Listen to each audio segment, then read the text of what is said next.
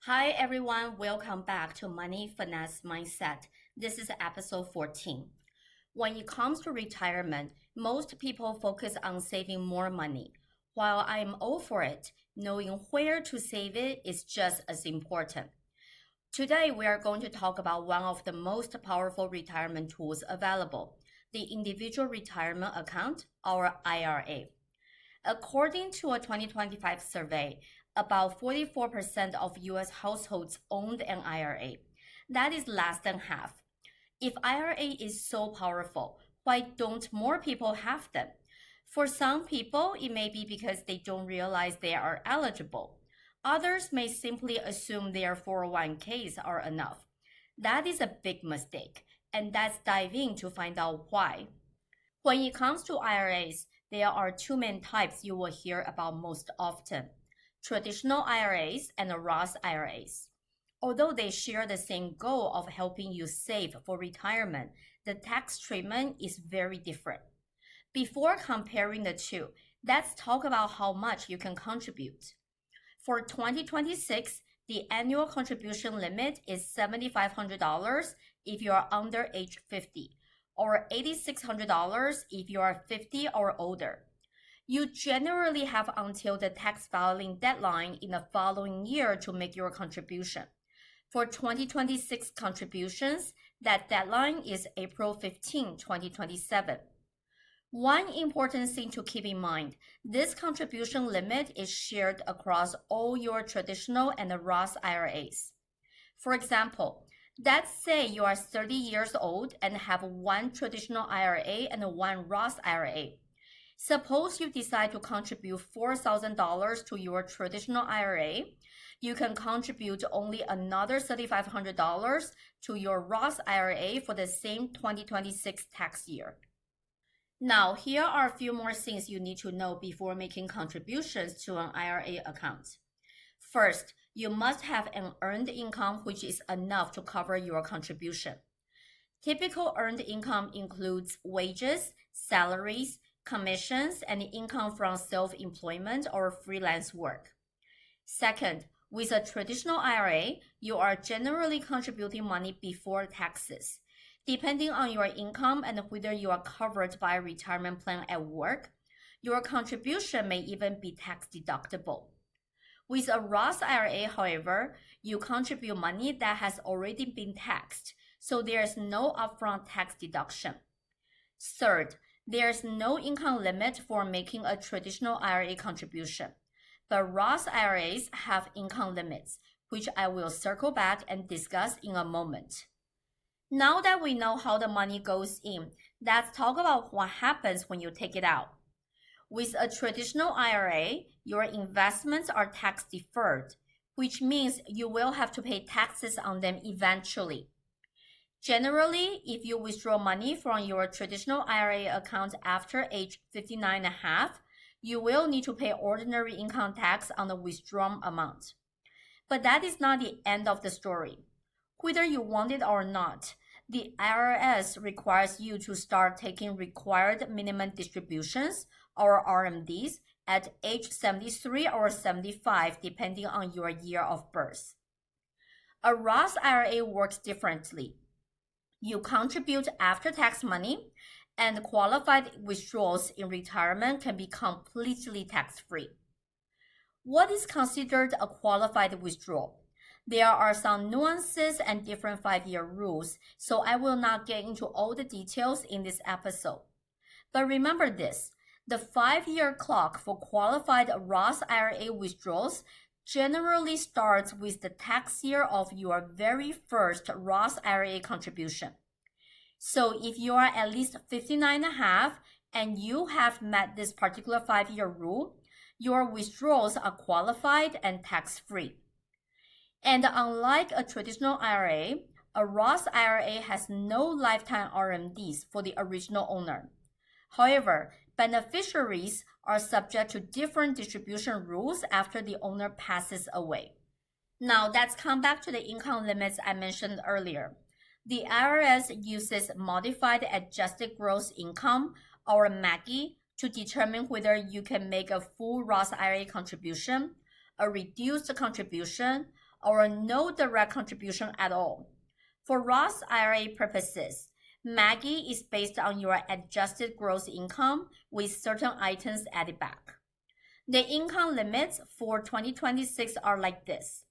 If you are single or filing as head of household, you can make the full Roth IRA contribution if your MAGI is below $153,000. Once your MAGI reaches $168,000, you cannot make a direct Roth IRA contribution. For married couples filing jointly, those numbers are $242,000 and $252,000 respectively.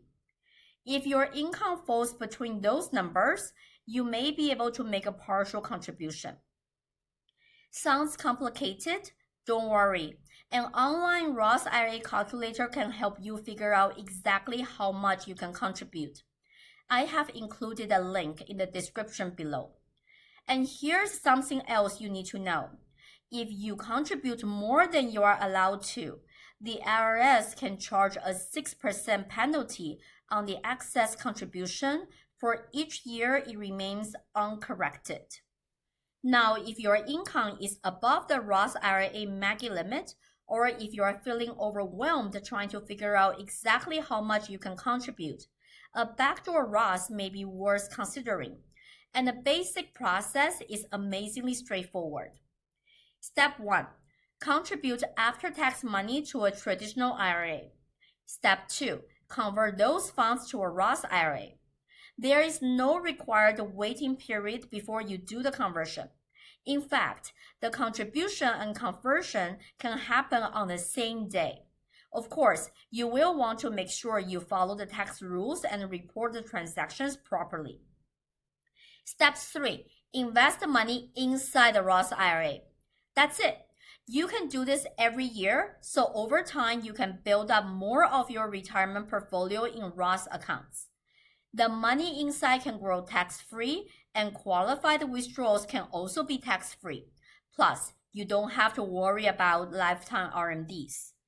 Let's look at an example. Suppose you invested $3,400 in an IRA 20 years ago, and today it is worth $6,450. With a traditional IRA, withdrawals are generally taxable. With a Roth IRA, assuming the withdrawal is qualified, you could potentially withdraw the entire amount tax-free. Now, what if your current retirement portfolio consists mostly of 401ks, traditional IRAs, or other tax-deferred retirement accounts? Don't worry, you can still course correct. During a lower income year, you may consider converting some of that money to a Roth IRA. Yes, you will need to pay income tax on the converted amount that year, but if you are in a lower tax bracket and can afford it, you may prefer to pay some of that tax today. The key is to be strategic. Don't rush to convert everything at once. Doing so gradually and consistently can help spread out the tax bill. So which one is better, traditional IRA or Roth IRA? There's no one-size-fits-all answer. It depends on your current tax bracket, your expected tax bracket in retirement, and your overall financial goals. Traditional IRAs may help reduce your taxes today, but Roth IRA may help reduce your taxes later. I keep coming back to taxes because it is better to start planning for them now than face a nasty surprise later. Higher income in retirement can increase your Medicare premiums, plus more of your Social Security benefits may become taxable. And I will leave you with one personal thought. I wish I had known about backdoor Roths and Roth conversions before I retired early. When I quit my job in March 2024, only 1% of my retirement savings were in Roth accounts. Everything else was in either 401ks or traditional IRAs. Then I realized something. Not all retirement accounts are created equal. Over the past 2 years, I have been doing Roth conversions. As of July 2026, 17% of my retirement savings are now in Roth accounts.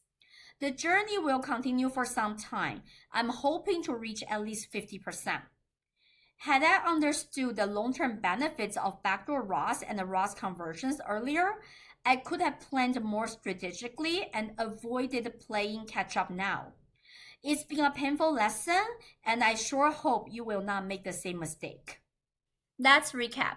Start investing early and make it a habit. The more time you give your money, the more you will see the power of compounding. Every contribution, even if it is relatively small, can grow substantially over decades. Typically, you can start taking money from your IRAs or other retirement accounts without the 10% early withdrawal penalty once you reach age 59.5. And if you have money in Roth IRAs, don't forget about the 5-year rules. Do your own research and consider incorporating backdoor Roths and Roth conversions into your overall retirement planning. Remember, not all retirement accounts are created equal. Using the right tools can help make every dollar stretch further and work harder for you. If you find this video helpful, please like, share, and subscribe to Money.Finesse.Mindset.